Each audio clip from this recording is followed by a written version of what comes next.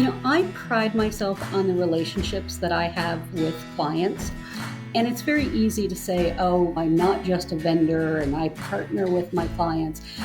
But to use a very old cliche, the proof is in the pudding. And in this case, I'd say it's in the salad. In that I had a client who eventually was acquired by IBM, but I first started working with her in 1995. And I'm probably dating myself. I know I'm dating myself. And up until recently, we still exchange Christmas cards. Of course, we're Facebook friends, but we still keep in touch. And she gave me a recipe, a fabulous recipe for salad that I still make every Easter for my family. And I don't know what it's called, but we call it Toby's salad because Toby was my client.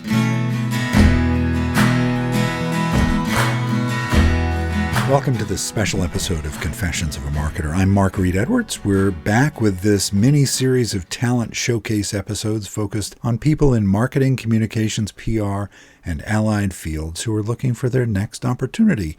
You'll hear their stories, successes, and how they can help their next employer or client. Today, I'm joined by Kelley Lynn Kassa. Kelley's career evolved from public relations, media relations, and analyst relations to marketing programs, content strategy, and content creation. She's worked with a wide range of organizations from startups to blue-chip technology companies. And outside of her professional life, Kelley is a foodie and rower. You can look for her on the Charles River. Plus, she coaches recreational rowing to youth, adults, and para-athletes. Kelley, welcome. Hi, Mark. Thank you for taking the time to speak with me today. It's wonderful having you here. It's been a while since we've caught up, so it's great to chat.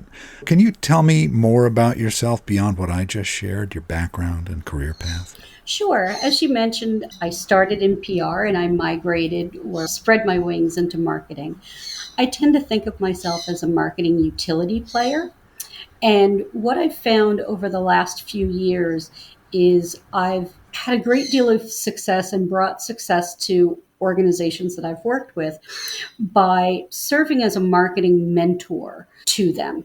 I can come in and bring them the strategy and work with their in-house marketing person who's younger in their career on the execution, or I really just serve as a manager for that person. This way they have somebody who understands marketing and helps them reach the marketing goals and metrics that the executive team wants, while also making sure that they're learning about marketing and they're growing in their role as well. For one company that I worked with, an innovation consulting firm, they had a series of new people in their career in marketing. There was no marketing executive, and they were celebrating their 20th year in business. After a few months of working with me, they said they've never been successful at marketing before, and now they've found that success. And so that's something that I'm rolling out as an offering to other organizations. It's something I've done not just with that firm, but also with a nonprofit organization that I work with, where, again, it was somebody newer to his career reporting into an executive director who had so many other things on his plate. Things were going south quickly. So they brought me in and I met with him on a weekly basis. It's that hands-on stuff of, okay, what's on your plate? Let's prioritize that. What's coming up? What do we need to think about in 3 months that we need to plan for now? As well as the day-to-day care and feeding of your employees, like how's it going? So that's what I'm really excited about right now. Sounds fascinating to me because you have so much you can offer. You're a utility player. How do you figure out where you focus with a client? Well, oftentimes it's a matter of doing the initial triage. And my perspective comes from having worked for a number of PR agencies earlier in my career. What are the bigger goals? And then what are your quick wins?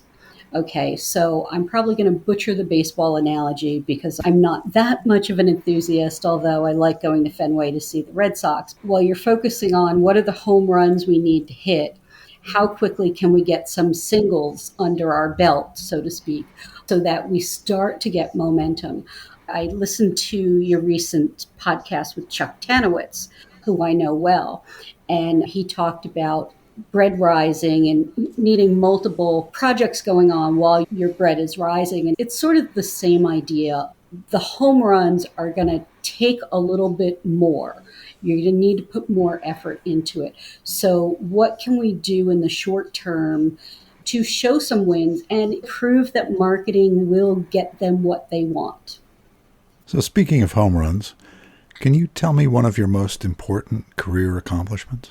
I pride myself on the relationships that I have with clients. And it's very easy to say, oh, I'm not just a vendor and I partner with my clients.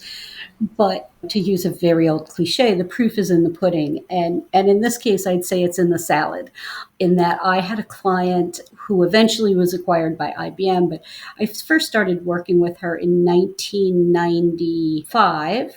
And I'm probably dating myself. I know I'm dating myself. And up until recently, we still exchange Christmas cards. Of course, we're Facebook friends, but we still keep in touch. And she gave me a recipe, a fabulous recipe for salad that I still make every Easter for my family. And I don't know what it's called, but we call it Toby's salad because Toby was my client. You're a rower, right? Yeah. And we're connected on Facebook, and that's a big part of your life. What do you think being a rower has taught you that you bring to marketing? So there are a number of things, and I'm sure that you've heard of the book and the movie, The Boys in the Boat, which is all about teamwork. What I see in rowers, and when I coach, especially the middle schoolers, the number one quality that I really look for is grit and stick-to-itiveness. With marketing, you need that because your first, second, third, fourth idea might not get you what you want, but you need to just keep grinding it out. And with rowing, you have more failures with bad strokes than you have successes with good strokes. And it's about working through and fixing the things that are not working to get to those fabulous strokes that feel good and that are in sync with everybody else in the boat. My boathouse does corporate events where we teach teamwork. When you're thinking of a corporation, marketing can be hitting all of its marks, perfect strokes. But if sales isn't in tune with marketing, the boat's not going to go very fast because you're fighting against each other. And so you really need everybody working together, the same amount of effort. A boat that's working together with 8 people will actually go faster and farther than a boat of 8 people that are fighting each other, even if those other 8 people are bigger and stronger. Last question. What do you think you can offer your next client? I can offer my next client that level of expertise of having put in the hours while helping them succeed with their marketing goals and growing their in-house marketing team and making their in-house team happier. That's one of the things I did with an organization I worked with. The executive director and the marketing person that were pretty close to strangling each other. And they both ended up much happier in their roles with me being involved in bringing that experience and insight and sometimes just serving as a buffer between the executive who doesn't have a whole lot of time and the newer career person who needs a whole lot of time. Well, Kelley, thanks so much for joining me. I hope this podcast helps you find your next great gig. Thank you so much, Mark, and have a great day. I'm Mark Reed Edwards. See you on the next Confessions of a Marketer.